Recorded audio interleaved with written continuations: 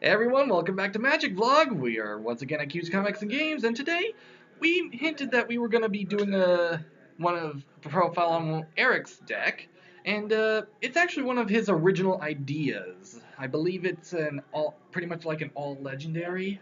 Not all legendaries, but it's called Naya Legendary because we got Thalia's Lancers, which causes you to search for a legendary, and of course, Naya colors are red, white, and green.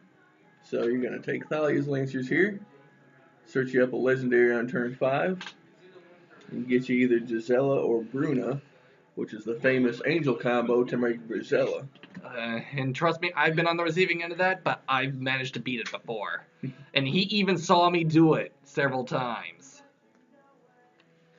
Yep, once you flip Brizella, it's pretty much game over, and that's what this deck's wanting to do. But on rare occasions it is possible to get rid of that giant angel.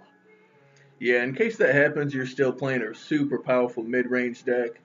Half of the deck was meant to be Delirium, but we don't have Delirium too often, so we still got a few copies of Traverse the Uberworld. One green mana, it's your sorcery for Delirium.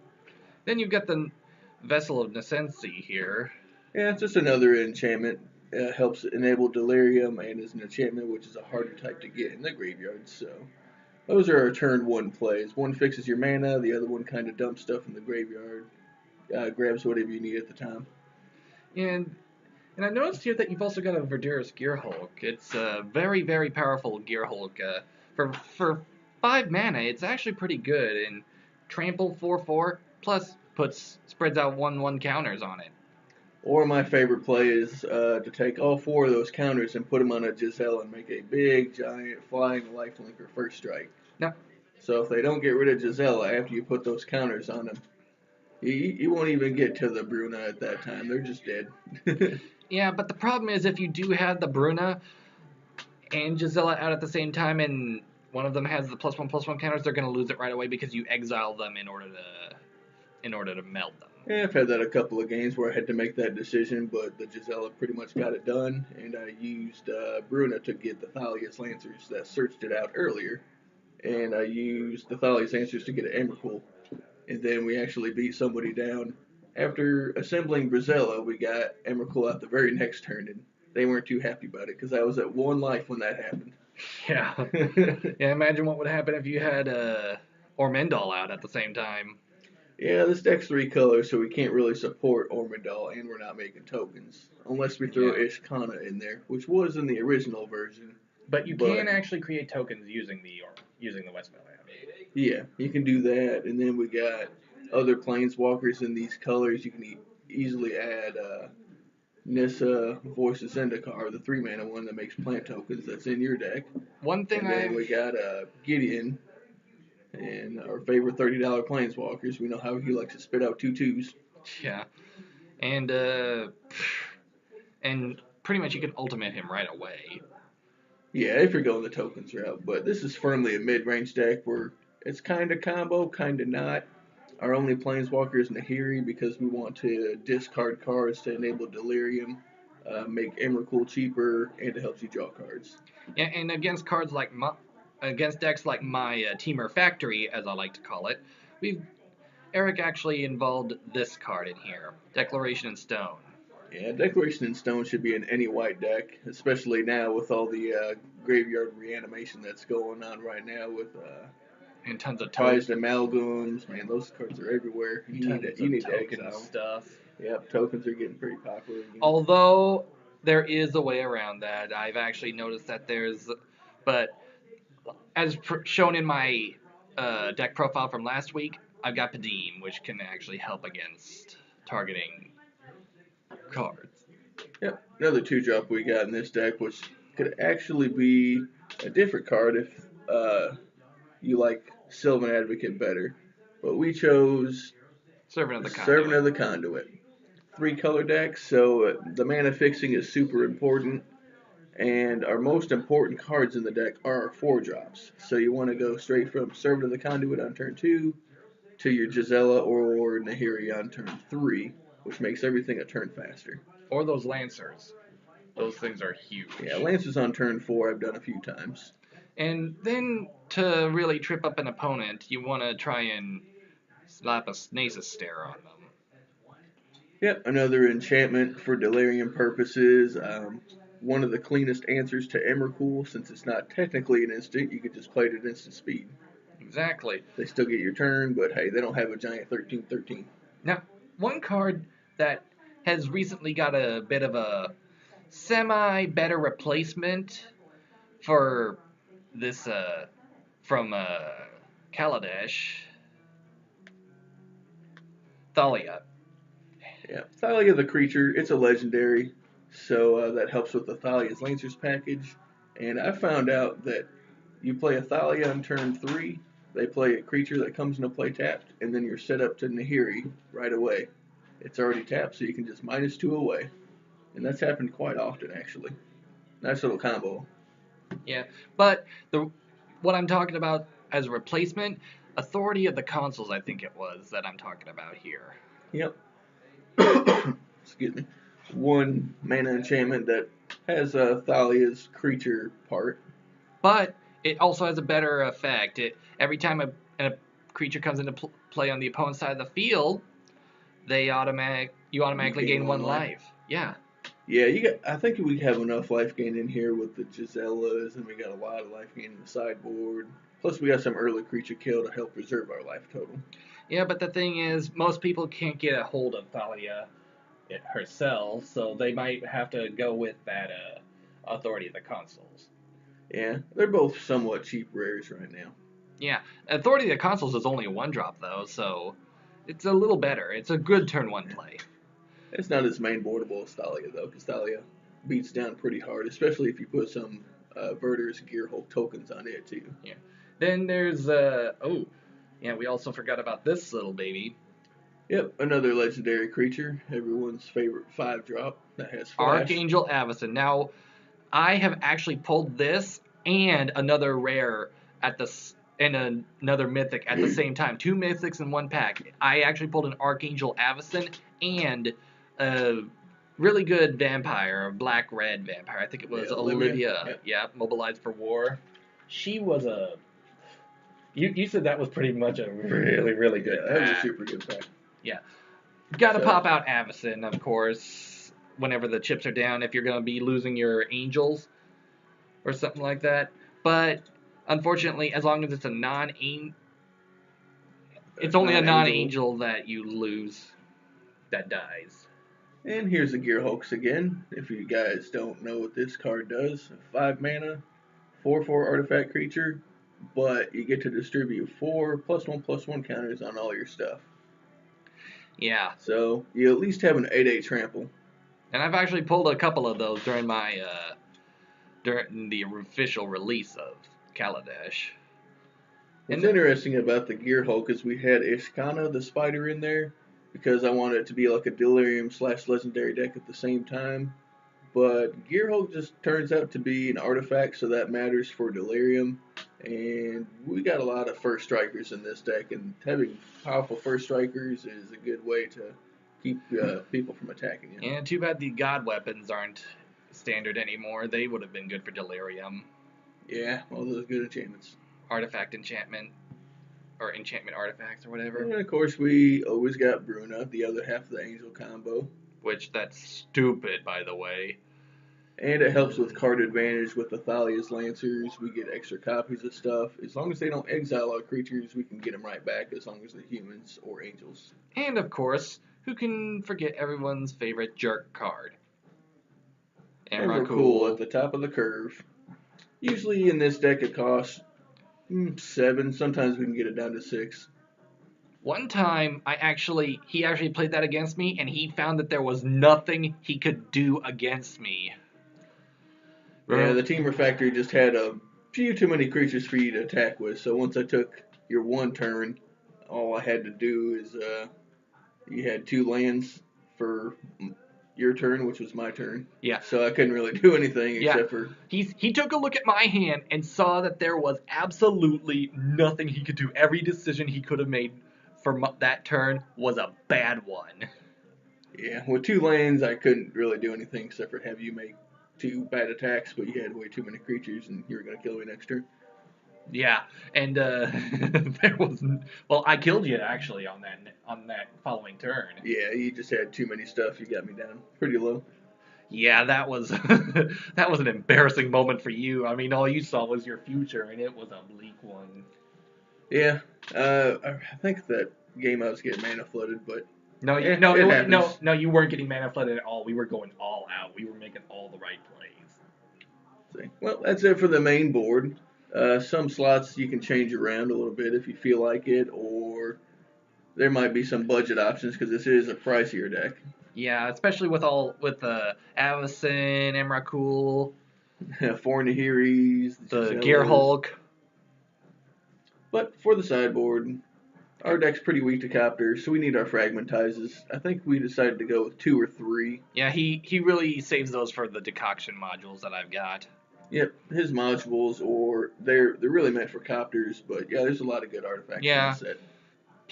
Plus other vehicles.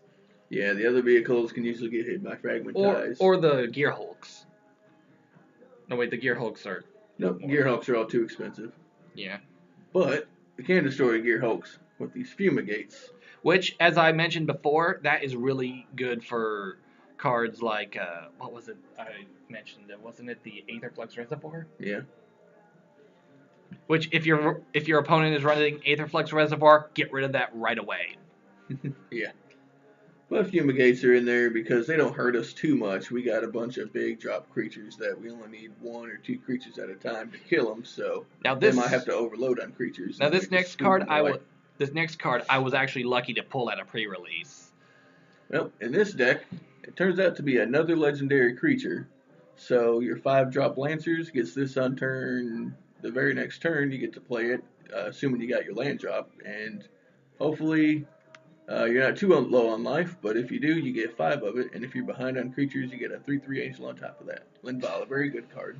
Yeah, you were jealous of me for pulling that back at pre-release, if I recall.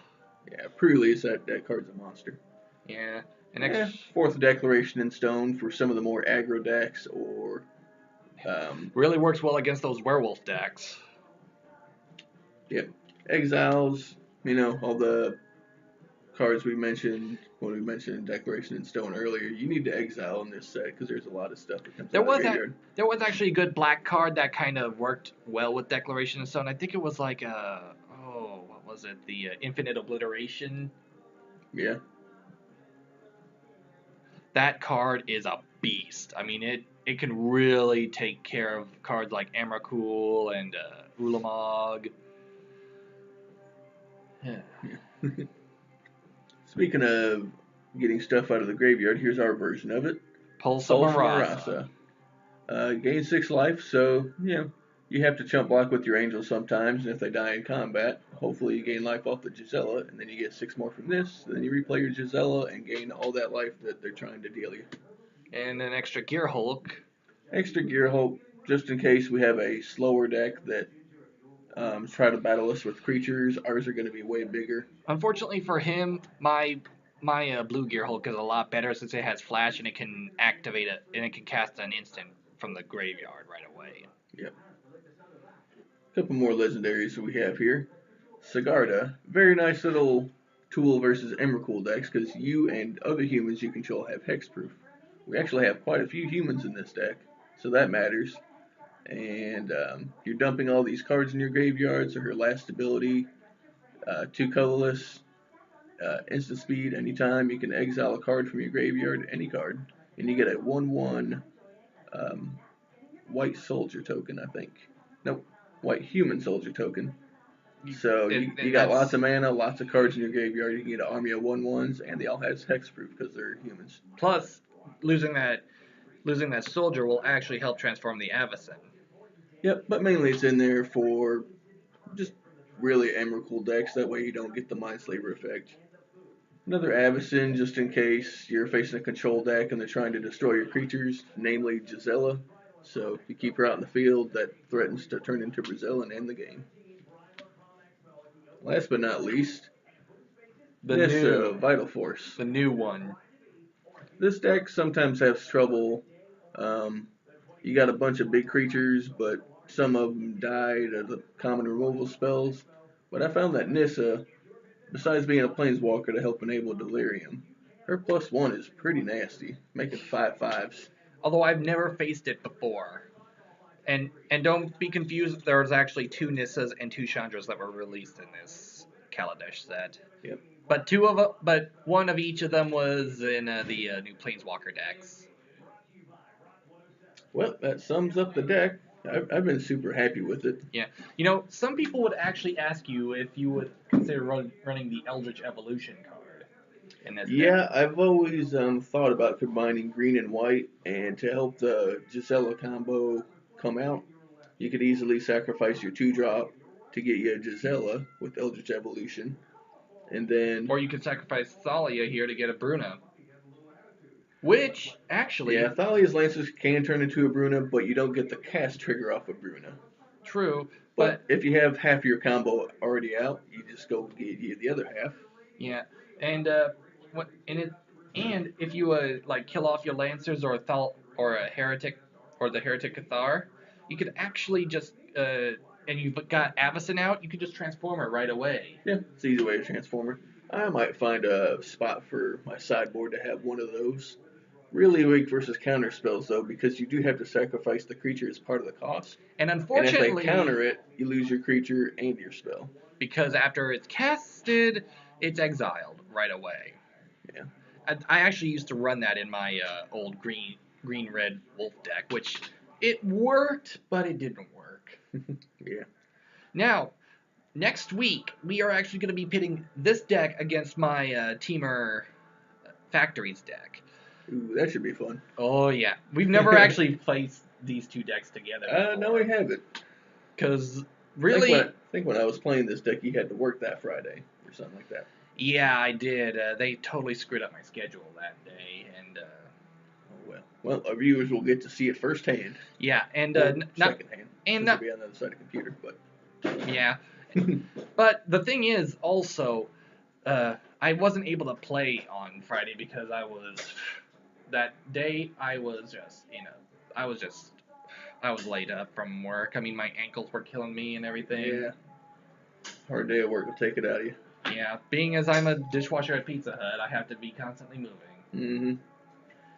Which other people can understand that, and they'll understand that why sometimes we miss a few weeks here and there with my job and how it. Unfortunately, though, I will also not be playing in this Friday's Magic tournament. Yeah, sadly, neither will I, but I will be going to Memphis Comic Con and trading a bunch of Magic cards up there, and hopefully getting some more nice cards that everyone needs here at the store. While I, on the other hand, will actually be here waiting, breaking in the new Pokemon games that are coming out on Friday. That'll be fun. Yeah, Pokemon Sun and Moon come out this Friday, and unfortunately we do not sell video games here. But we will. But I have to say I've been waiting for this for a while, but be sure to tune in next Friday or next week Wednesday. for whenever we Wednesday or Thursday, it depends on whenever. Well, actually, I'm probably gonna be having work next Wednesday We'll find a day or next next week. Thursday. Oh wait, next Thursday is actually gonna be Thanksgiving. Heck, haven't actually played this deck in a couple of weeks, so getting to play it versus your nasty deck should be pretty fun. See how they stack up. Just try to leave out those declarations and stones, because save it for save it for the Whirler Virtuosos, because those things get nasty. Actually, you might want to take them out just to be on the fun side, because the declaration stone can really take the fun out of it. That's why it's in there, though. Yeah, we're just kidding around here. I've known Eric for going on 2 years now. Yep. I mean, we didn't officially meet each other until, actually, it was during the Halloween party, not last year, but year before. Yeah, 2 years ago. Yeah, because that was my very first Magic tournament too, which that was actually very fun.